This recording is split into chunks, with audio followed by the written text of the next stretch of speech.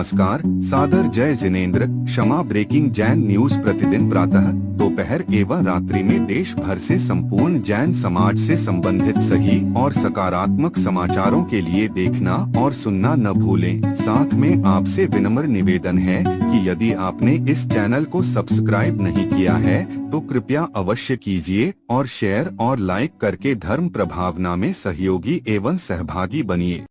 इस कार्यक्रम के पुण्यार्चक नमन करता है ब्रह्मचारिणी विशल्या जैन, श्रीमान मनोज जैन, आशीष जैन, नीरज जैन, जलेसर, उत्तर प्रदेश। पहला, जो पंच कल्याणक में माता पिता बनते हैं, अगर जो पंच कल्याणक माता पिता बनते हैं, जैसे कि जिसके नकली दांत हो और बच्चादानी निकल गई हो, तो वो माता पिता बन सकती है या नहीं? हाँ, सुनिए, माता पिता यदि छोटा ऑपरेशन हुआ है, परिवार नियोजन वगैरह भी हुआ है तो भी बन सकते हैं, लेकिन यदि बच्चा दानी ही निकाल दी गई है तो निषेध करते हैं। लेकिन कई जगह इसको भी स्वीकार करने लगे हैं कि कोई वहाँ पर स्थापना निक्षेप से बनाया जा रहा है। माता पिता पहले बन चुके हैं, उनके नकली दांत, यदि नकली दांत लगाया है तो यदि वो हड्डी के नहीं है, उसको केमिकल आदि से बनाए गए हैं तो उसका निषेध नहीं है।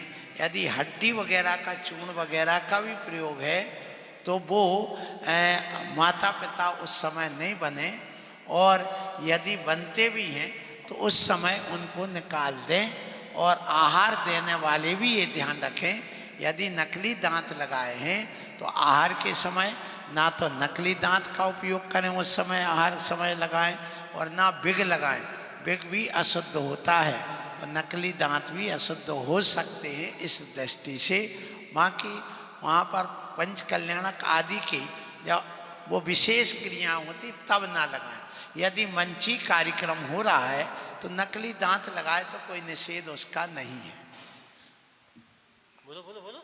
और दूसरा, जैसे कि हम चौका लगाते हैं गुरुजी का, सब लोग होते हैं हमारे घर में चौका लगाए, और जो दूसरे लोग बाहर से आते हैं, जैसे कि उनके हाथ से अंतराय हो जाता है, वो हमारा कौन सा कर्म का उदय है, सो अंतराय हो जाता है। हाँ, सुनिए, ये असावधानी से अंतराय ज़्यादा होते, 90% तो असावधानी से ही अंतराय होते हैं। आज जिस चौके में हमारा आहार हुआ, वहाँ कम से कम आहार के बाद 20-25 बाल पूरे जमीन पर बिखरे पड़े थे। वो तो पुण्य का उदय ये रहा कि वो ग्रास में नहीं गिरे, जमीन पे ही गिरते रहे। क्योंकि महिलाएं कि जब बाल बार बार ये जो उसका जो पल्लू होता है सिर पर वो घिसता है तो 2-4 बाल तो टूटे ही जाते हैं। और वैसे भी महिलाओं के बाल ज़्यादा झड़ते हैं, ये भी ध्यान रखना, टूटते भी हैं और झड़ते भी हैं, और वो ही अंतराय का कारण होता है। इसलिए पूरा वैसा एक जाल आता है या पर एक पट्टी ऊपर से पूरी कपड़े की बांधना चाहिए, लेकिन कोई नहीं बांधता है, साफ जुल्फें फैला करके आहार देते हैं, सो वो गड़बड़ होता है। आजकल तो सिर पे पल्लू भी नहीं रहता है। इसलिए जो अंतराय आते हैं उनमें तुम्हारा भी अंतराय कर्म का उदय है, तभी तो तुम्हारी चौके में उगा है। और महाराज के तो है ही, देखो महाराज के लाभांतराय कर्म का उदय आ गया और उन श्रावक के दानांतराय कर्म का उदय है।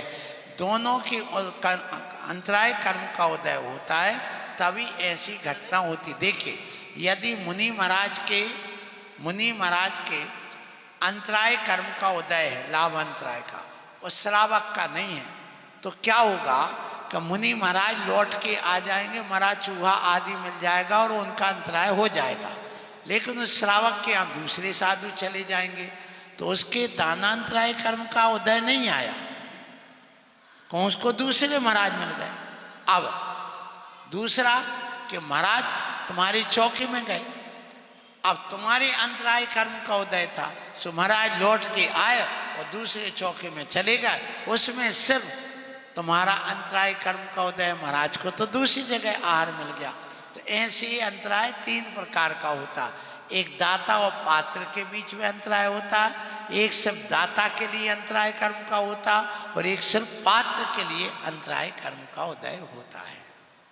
अगले प्रश्न के रूप में श्रीमती पूनम जैन, रवीश जैन, बैंक मैनेजर, बाबूजी आइएगा अपना प्रश्न करें। इसके बाद अगले प्रश्न के रूप में छुल्लक श्री यशोदत्त सागर जी महाराज अपना प्रश्न करेंगे, तैयार रहें। गुरुदेव के चरणों में मेरा त्रिवार नमोस्तु नमोस्तु नमोस्तु। मुनि जी के चरणों में मेरा नमोस्तु नमोस्तु नमोस्तु।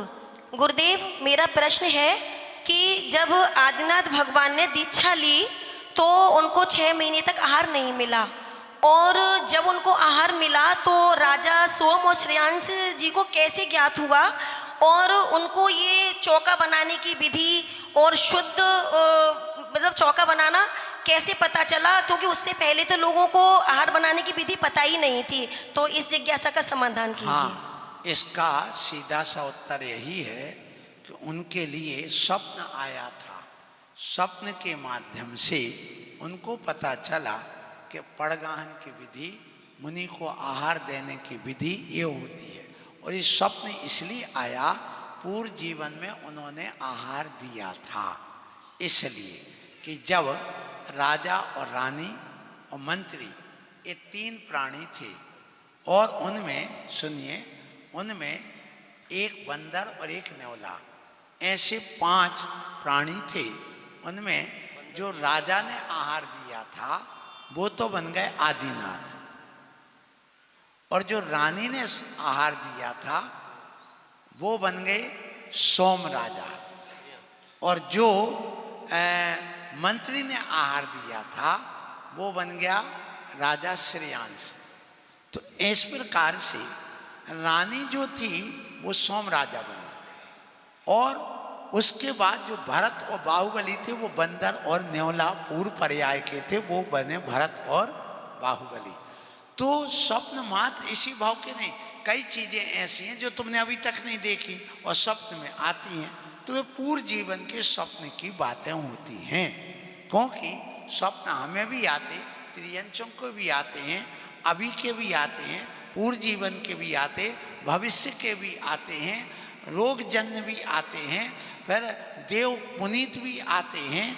तो उनको ये देवो पुनीत कहिए, और जाति स्मरण के समान ही उनको ये स्वप्न में ये बोध हो गया, ज्ञान हो गया कि नहीं, मैंने पूर्व जीवन में जब मैं रानी थी तो उस समय मैंने चौका लगाया था, और जंगल में मुनि महाराज को ऐसा आहार दिया था, पड़गाहन करना पड़ता, नवदा भक्ति पूर्वक देना पड़ता है, तब उन्होंने वो विधि अपनाई। उन्होंने पर अपने भाई से कहा, राजा श्रेयांश से, तो राजा श्रेयांश और राजा सोम मिलकर के और उनकी पत्नी मिलकर के उसी विधि से आहार बनाया, उसी विधि से उन्होंने पड़गाया। सो महाराज आकर के उनके आहार उनके घर में चौके में हो गया। चलिएगा अगले। Kshama breaking Jain news YouTube channel पर विज्ञापन देकर धर्म प्रभावना में बने सहभागी। विज्ञापन देने हेतु संपर्क कीजिए मोबाइल नंबर 9026900740 एवं समाचार एवं वीडियो भेजने हेतु WhatsApp number 9335236222। Kshama breaking Jain news YouTube channel देखने के लिए आपको बहुत बहुत धन्यवाद। सादर प्रणाम, सादर जय जिनेंद्र।